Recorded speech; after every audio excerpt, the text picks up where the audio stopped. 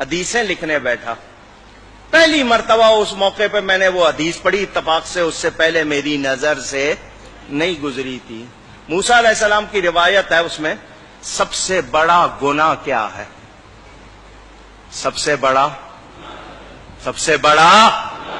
ہم سمجھتے ہیں کسی کو قتل کر دینا، غیبت کر دینا، زنا کر لینا، شراب پی لینا ہے، ہم تو اس کو سمجھتے ہیں. اس حدیث میں تھا سب سے بڑا گناہ یہ ہے ماں باپ بلائیں اور میں کہہ دوں میرے پاس ٹائم نہیں ہے. یہ سب سے بڑا گناہ. اور ہم نے یہ کتنی بار کیا ہوگا؟ ہم تو آرڈر چلاتے، ماں کو کہہ دیں گے صبح اتنے بجے مجھے ناشتہ چاہیے، میرے کپڑے چاہیے، میرے دوست آ رہے ہیں، یہ پکنا چاہیے. ماں یا نوکر ہے؟ اگر باپ آپ کی کو کرے تو آپ کہتے تو نے کیا کیا؟ تیرے باپ نے بھی تو تیرے ساتھ کیا تھا. یوں آگے بات کرتے. یہ گھروں میں خرابیاں اسی لیے آئی ہیں کہ تربیت، پہلے جوائنٹ فیملی گھر مل کے رہتے تھے، دادا دادی نانا نانی سکھاتے تھے. اب الگ رہنا سکھانے والا ہو گیا ٹی وی کیبل. کیا سیکھو گے؟ ماں باپ جیسی کوئی نعمت اگر ناراض کیا ہے تو کبھی کامیاب نہیں ہوو گے. اکثر لوگ آتے ہیں مولانا صاحب بندش ہو گئی، کاروبار نہیں چل رہا. میں کہا جاؤ ماں باپ کو راضی کرو، اور جن کے ماں باپ دعائیں کرنے والے ہوں وہ کبھی پیچھے نہیں رہتے. وہ کبھی پیچھے، اگر ان کو ناراض کیا ان کو نیکی کر کے ان کو راضی کرو، دیکھو کاروبار چمک اٹھے گا. لیکن آپ ان کو ناراض کر کے سمجھ رہے ہو نہیں میں نے صحیح کیا تھا، پھر کچھ ملنے والا نہیں. حضور صلی اللہ علیہ وسلم کا ارشاد بیہقی شریف میں حدیث موجود، فرمایا میں عشاء کی نماز پڑھ رہا ہوتا، میری ماں میرا نام لے کر بلاتی، میں نماز چھوڑ کر ماں کے پاس جاتا. کتنا بڑا پیغام میرے آپ کے لیے.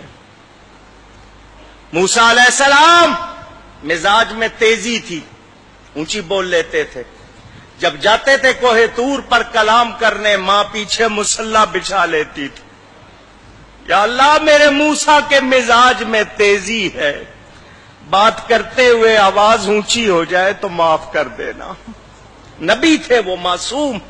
ماں ہوتی ہے، دعا کر رہی ہے، ماں کا انتقال ہو گیا. موسیٰ علیہ السلام طور پر گئے، غیب سے آواز آئی آج ذرا ہوش سے بات کرنا، پیچھے دعا کرنے والی نہیں بیٹھی. اب پہچانو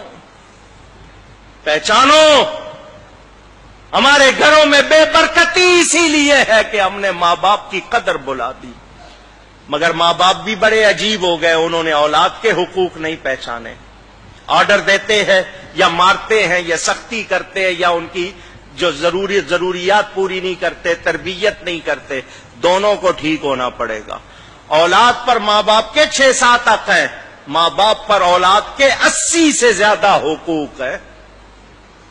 پتہ سیکھتے نہیں. میری پوری تقریر اس موضوع پر بھی ہے، اس کی بھی ریکارڈنگ ہے، دیکھ لینا، سن لینا. پہچانو، کوشش کرو، اپنے معاشرے کو ٹھیک کرو. جہاں ماں باپ کی قدر نہیں ہوگی وہاں برکت. کتنے واقعات ہیں، عجیب عجیب واقعات. یہ واقعہ میں نے آپ کو کئی مرتبہ سنایا ہوگا، ایک بار پھر سن لو. موسیٰ علیہ السلام جا رہے ہیں، لمبا سفر ہے. اللہ نے فرمایا موسیٰ پیدل سفر کر لو گے یا سواری چاہیے؟ یا اللہ سواری مل جائے تو آسانی ہوگی. فرمایا یہاں ہمارا ایک بندہ ہے، جاؤ اس کے پاس، وہ تمہارے لیے سواری کا انتظام کرے گا.